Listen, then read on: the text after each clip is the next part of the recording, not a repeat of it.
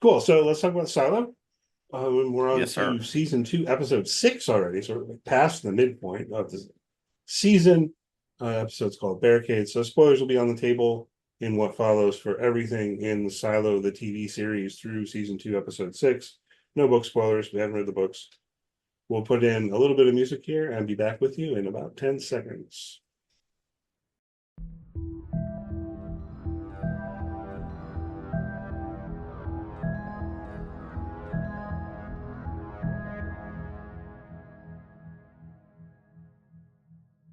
Okay, here we are to talk about Silo Season 2, Episode 6, titled Barricades. This episode written by Jeffrey Wong and directed by Michael Denner. And once again, this whole series taken from a collection of short stories by Hugh Howey. In Barricades, we learn that Bernard has cut off deliveries of supplies and food to the lower levels, and the people affected are ready to take action. Knox has had a whole cache of weapons made so they can confront the raiders at the barricades on level 130. The folks in Mechanical devise a plan to break open the barricades and chase the raiders back up the silo. Once they reach level 120, however, Mechanical backs off and agrees to this being level with the new barricade, having secured a farming level for them to procure food on 122. Lucas Kyle tries to use ciphers to decode the letter from Salvador Quinn. Bernard realizes he's really going to need him more to do this type of stuff in the future, so he makes him his shadow so that he can see and learn the legacy. Sheriff Billings, is getting more and more involved in the investigation for the fugitives and what's happening between Bernard and the rest of the silo. He gets Dr. Pete Nichols to come treat Patrick Kennedy to save him after he was shot. Kennedy then tells Billings what he thinks is true about the outside. Spoiler, it's not. Billings finds Walker, Knox, and Shirley, but refuses to turn them over to Bernard until his investigation is complete. And things are still not going Bernard's way because Camille Sims is going behind his back, helping her husband Robert, helping Mechanical to achieve what they want. All of that happens throughout the first 98% of episode 6, and then we make our way to Silo 17, where Juliet wakes up to Solo telling her he hid her helmet and he will give it back to her after she fixes the water pump so that Silo 17 will stop flooding. We predicted that that would be the case when we spoke last week. I don't know if I would call it a mea culpa, but I wrote this week that I actually found myself missing a little bit of Silo 17 since we were barely there this week. Thoughts on what happened in 18 and what we might see going forward? Yeah, I mean, I thought about the structure first. Same. I like how it's gone back and forth for most of the series. I do feel like I'm pretty keyed into how this show works, though, at this point, because it didn't take very long into the episode before I realized, well, we're going to spend the entirety of this one in Silo 18 and maybe check in on Silo 17 at the Yeah. very end. And it was like, that's exactly what Yeah. happened, you know. Yep. But that's fine. It works. I just, as a viewer, I find it more entertaining when we're going back and forth. Um, so I guess starting there, I want to start with Silo 17 actually, even though it's at the end, Yeah. because we don't Yeah. get a whole lot. As you mentioned, we more or less predicted that Solo was going to, in one way or another, get Juliet to fix the flooding problem. Right. Um, I think, as I recall our discussion last week, I was thinking it might be more friendly. I think the way you put it forward sounded like it might be even more coercive. And this was like sort of in between, Yeah. where all he's really done, I mean, he's withholding her suit Yeah. from her until she helps him. Thoughts on this? Yeah, I actually just appreciated how he just did it very matter of factly. Listen, we don't need to argue about this. You can try and talk your way out of it. There's something you want, there's something I want. We're going to help each other, or neither of us are going to get what we want. It just basically lays it out like that. And so I think we can just safely presume that she is going to do it, and she is going to be, I presume, successful, and she's going to get what she wants so she can continue her journey to get back to where she wants to be in 18. But yeah, just that little bit of back and forth. Maybe it's just the chemistry between Rebecca Ferguson and Steve Zahn playing these characters. I thought was well done, and I thought the approach was maybe the best possible, as opposed to the extremes of I'm gonna tie you up and torture you till you do it, or just trying to convince her sweetly and politely to get it done. I appreciated that it was done this way. Yeah. So a couple of things I find interesting here, questions I have. I mean, I guess the broad one is so Solo wants to fix the flooding so he can go back in the vault and live alone. And what's he been doing in there? And all of that kind of stuff, which you've hit on before, where we're not really getting much new information. But the one comment that I found myself kind of glomming onto is he treated her wound, right? With she had an infection Yep. and he gave her antibiotics, which he says he's happy that the antibiotics worked because he just made them recently. Yeah. Yeah. I mean, Um, maybe he stabbed himself with his fork while he was making chicken stew. I don't know. He needed something for his own infection, I guess. yeah, well, okay, good. The chicken stew, because I'm tying it in with that. How long has Solo been in that vault by himself? We still don't know, particularly because he's undermined our Yeah. trust in him a little bit here in the last week or so. But there Yeah. were indications that me thinking he's been in there for like 40 years. Um, Yes. Eating chicken stew, I presume that he's not raising chickens in that room. So I've speculated in the past that he's got some MREs or whatever. Yeah. 40 years worth is a lot. Yep. He says here the fact that he says he made the antibiotics, right? That's what I'm really maybe almost putting too much emphasis on. In contrast to he just had a massive store of antibiotics.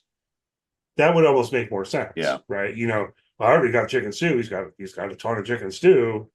Actually makes even more sense to think that he has a cabinet full of medicine and antibiotics and things like that in there.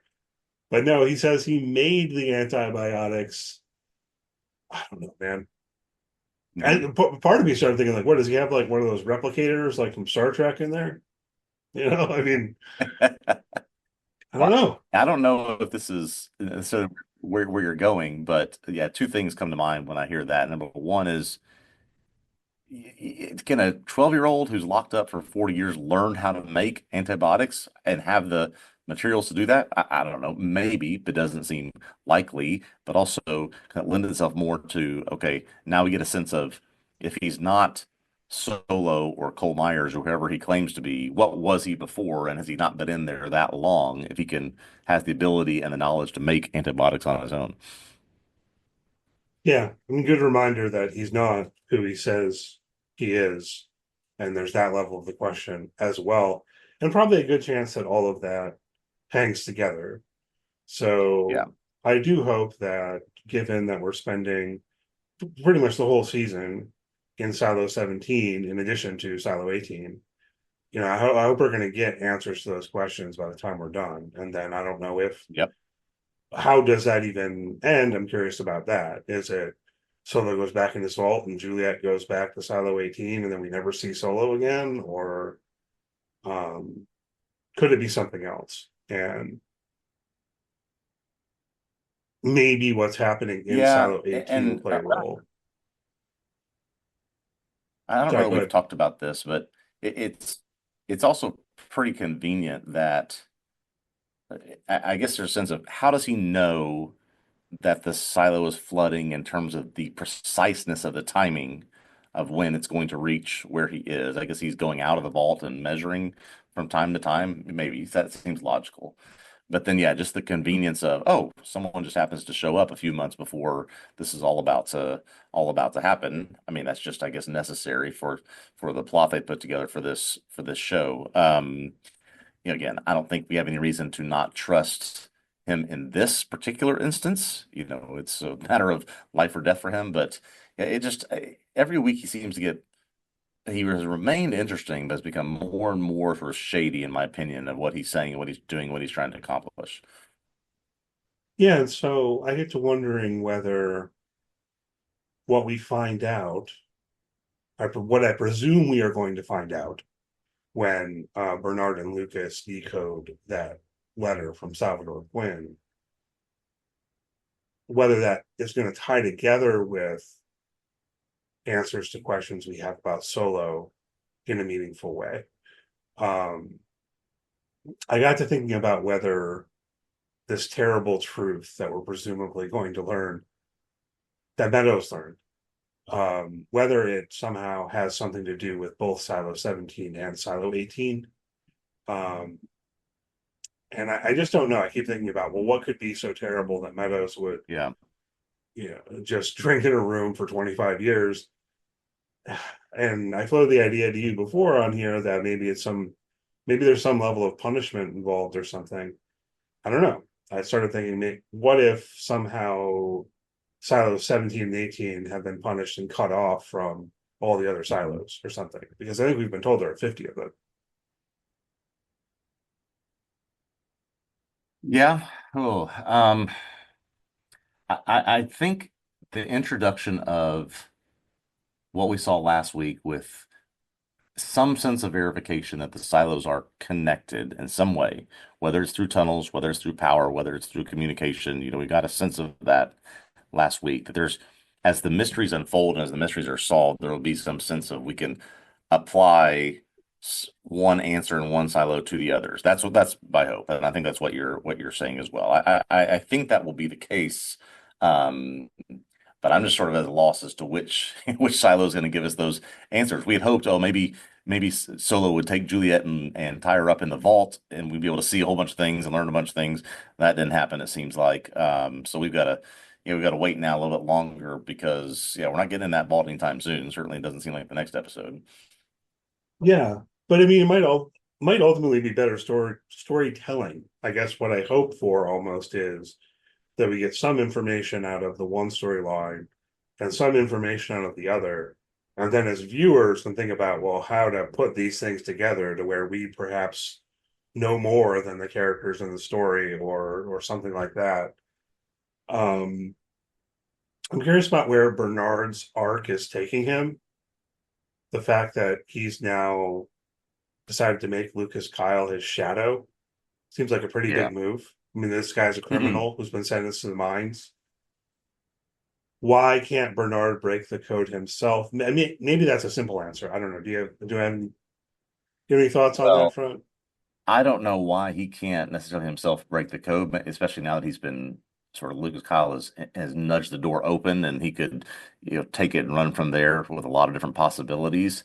What I hope does not happen is this idea of Lucas becoming the shadow and going to be introduced to the legacy just becomes, you know, Bernard reading him 30 pages of legacy, and that's how we're figuring out some of the mysteries of this thing, right? I'd love a little bit more of a device to deliver that to us than just, oh, here, read this, and Lucas is reading it out loud or whatever. So, I hope that they're more creative. I believe that they will be. But I do think now that he has decided on a shadow and he's made it for the intent purpose of introducing him to the legacy, that will be a vehicle by which we start to hear some of these things. Yeah, agreed. And I'm excited about that. And I'm excited about getting information. I agree with what you're saying. I think we don't want just an exposition dump, as it were. Hmm. And I trust the show to be, I don't know, better about it than that. So I don't know. I was thinking about this question of why Bernard doesn't just do it himself. Maybe we should just brush this aside more or less by Yeah. saying, well, like he's a busy guy. You know, he's got to delegate. I think Bernard is capable of doing it, right? That's part of why I was posing the question. I think he Yeah. could do it. So maybe that's the best we can do is to say, well, he's busy. He's got a lot going on. He needs to delegate. He also Yeah. needs a shadow anyway. He's like supposed to have one, but quite a turnaround for Lucas Kyle to go from being sentenced to work in the mines unto death to Yeah. To hey, have we're gonna make you like the second most powerful guy in the silo. to basically have gone from a confidant, an ally to Juliet to Bernard Shadow. Yeah, that's quite the 180 in a season and a half. Well, it makes me wonder. Well, because from Lucas's perspective, what motivates him. Obviously, one thing that motivates him is that he does not want to be toiling in the mines. Another thing that motivates him is that he wants to know the truth. So you can see why he's doing what he's doing. He wants to know what that letter says just in his own mind as much as anything else. But he doesn't have the motivation that Bernard has had Yeah. throughout in Yes. terms of, being willing to lie to people to protect the silo and all of this. So it's kind of an interesting dynamic, and I'm curious about how that will break. And is there any chance here that Bernard is going to learn this truth and that's going to make a meaningful shift in um, how he approaches things or what he does moving forward? What do you think? Do you think there's any chance that Bernard finds out what's in that letter and I don't know, like turns his back on the order or something like this? Hmm. I think if we're talking about that letter in the context of something happened 140 years ago that led to a rebellion, there's a very good chance that there is information in there that either Salvador Quinn was trying to keep completely hidden, or secret, or that exposed something that, caused him to question the authority he's been given or the role he's been given as leader of these people. I think both options are on the table. Right. And whatever that information is in this letter, as well as what made Meadows, um, step away from being Bernard's shadow, Yep. basically retreat into herself for 25 years. And even when she's about to die, she won't tell Bernard what that truth is because it's such a terrible truth. So I really hope they don't let Yeah. us down on that. They've kind of inflated this quite a bit in terms of Yeah. this being the horrible truth. But I just started thinking about, okay, well, is there a possibility that when Bernard learns this, he's himself is going to say, "Oh, I can't do this anymore," right? Like Yeah. because that's basically what Meadows said. She didn't try to tear it all down, but it was kind of like she walked away because she couldn't be a part of it once she knew what was in this letter. Yeah. But I keep going back to, as opposed to something that would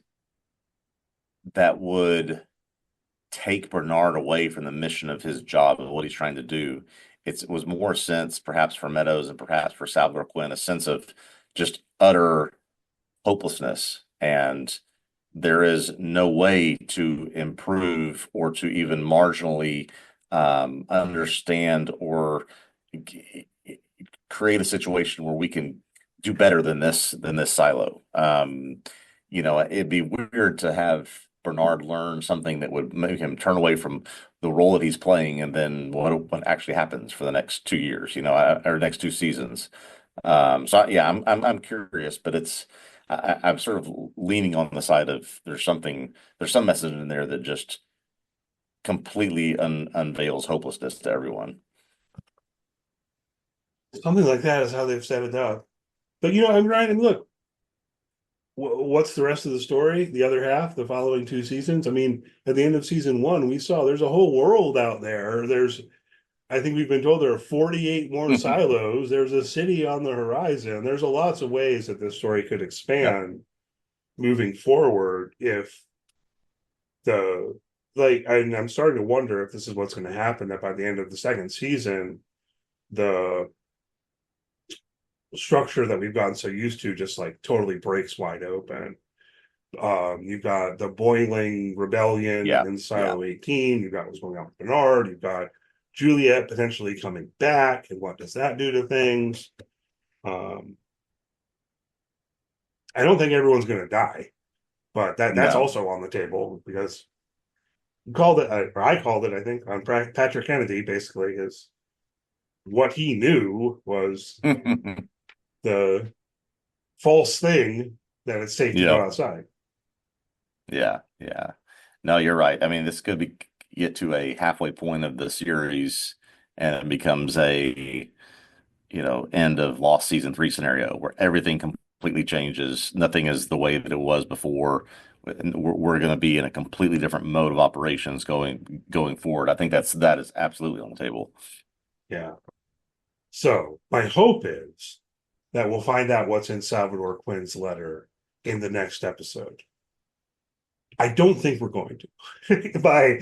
My prediction would be that Yeah, somehow we're going to yeah, find out I hope what's so. in his letter in the last episode of the season, and that it's all going to come to head, and the season finale is going to be very exciting, and that next week's episode called "The Dive" is going to be 45 minutes of Juliet um, trying to fix a water pump.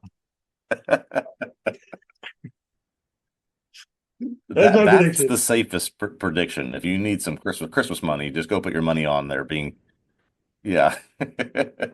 But no, I mean, I That is do going to think, that absolutely. yeah, I probably will go back and forth a little bit, but um, I just given the structure this series tends to follow, I don't find myself super hopeful that we're going to get big answers in episode 7, Yeah. but maybe. Uh, Yeah. we'll see. Oh, looking at our notes, one point I wanted to hit on that was more interesting at a like, I don't know, theoretical type level, or I don't know what word to use there. And I wonder if you feel similarly to me as a viewer. I find it kind of interesting that with the events in Silo 18, it kind of inverts where my sympathies would be prone to lie sort of naturally. Hmm. Um, by which I mean, being the guy that I am, my tendency would be I'm on the side of labor, I'm on the side of mechanical, right? And I'm against the deceptive authorities who are Bernard and so on and so forth, and Sims and all of that. But Yeah. unfortunately, here, um, they're potentially disastrously wrong.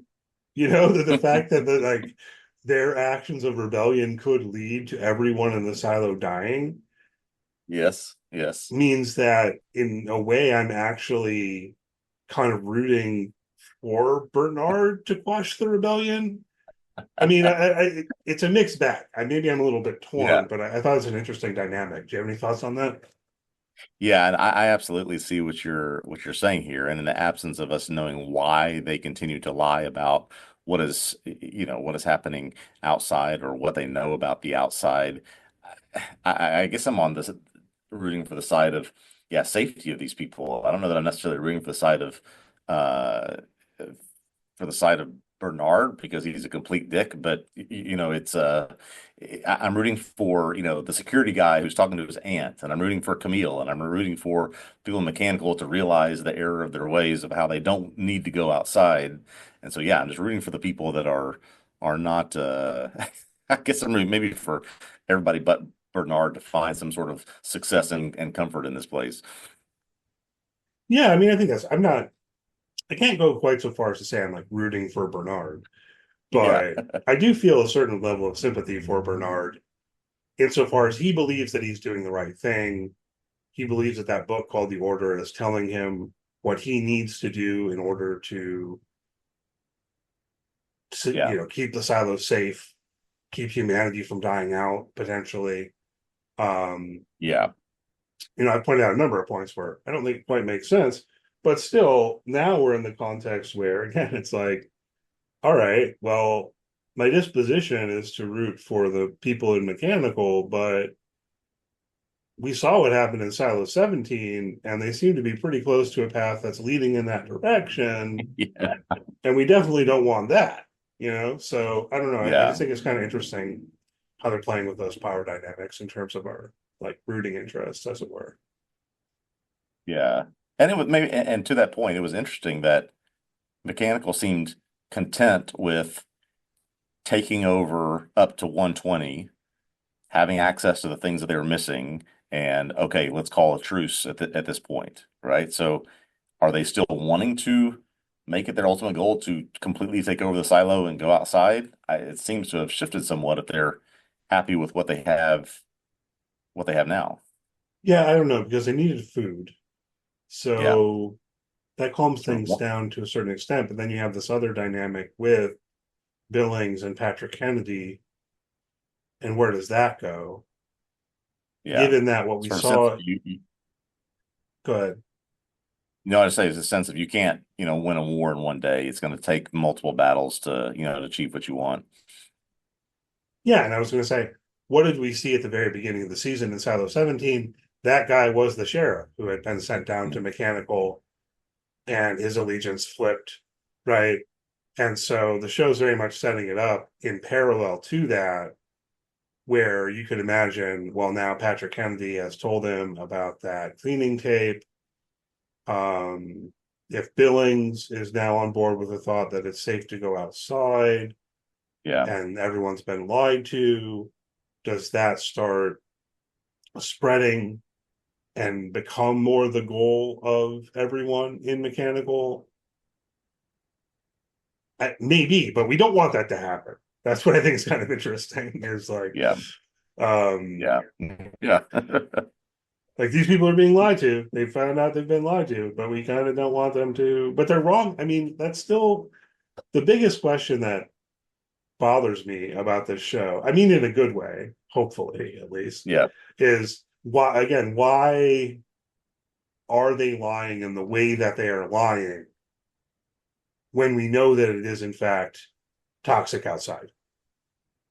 You know, Yes. because Yes. it's almost like they've set it up such that they're lying by telling the truth. It's just very odd. Why are they Yeah. doing it this way? So, do you have more thoughts about Camille and what she's up to? Yeah. Camila has just become a very interesting character in terms of I don't know, how to describe it other than just being two-faced out of necessity, right? She's deferring to Bernard and giving Bernard the words that he needs to hear and wants to hear from her, while at the same time confiding in her husband, telling him things that Bernard doesn't perhaps want him to know. She's dressing, going and putting on her Raider uniform again and going and almost getting in the ear of her supervisors and agreeing to things or convincing them to let Mechanical do things that they want to do. So yeah, it's just interesting. I guess she has become a sympathetic character to Mechanical. I don't necessarily know that we can say that Robert has been, but Camille seems to not be on board at all with what Bernard is doing anymore. Yeah, I guess so. I don't know the answer to the question. What does Yeah, Camille want? What's motivating her? What is she after? What is she trying to do? yeah, So I do agree that she's become a much more interesting character. I'm recalling always having this feeling that she and Sims had some kind of agenda of their own, but we've never yes, really quite yes, known what that is. Is it as simple as their own power, you know? yeah, Because it's kind of interesting how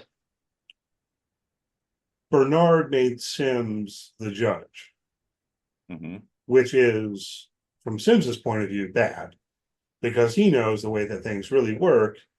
The judge is just like a puppet of IT who puts a stamp on documents or whatever. yeah, yeah, yeah, But as I understand things, from the perspective of the silo and the ordinary people in the silo, the judge is the most powerful person. So, like, that, the judge is a figurehead, yeah, that's the right? perception. Yeah, But the public perception is not of the judge as a figurehead. So I just find myself wondering if Camille is trying to work things in some way to almost pull a coup against Bernard in terms of how the power structure actually works, which you could kind of see how that could potentially work to sort of depose Bernard of his power. And if he's deposed of his power in the public eye, and in the public eye, Sims is the one who has power, then maybe she can actually make that the case in terms of who holds power in the silo.